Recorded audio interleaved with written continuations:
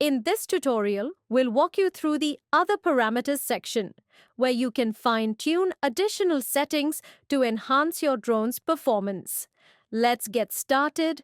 To access information about your drone's other parameters, navigate to the Other Parameters menu under the Advanced section.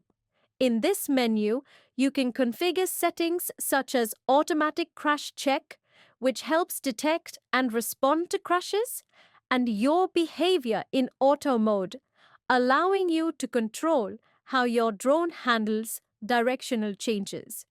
You can adjust your drone's speed parameters, fine-tuning its velocity for optimal performance in various flight modes. Additionally, this section allows you to set a channel for the Proximity Enable function, ensuring obstacle avoidance features are activated when needed.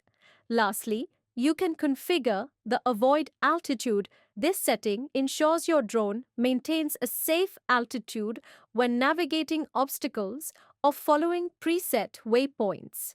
That's it for the Other Parameters menu.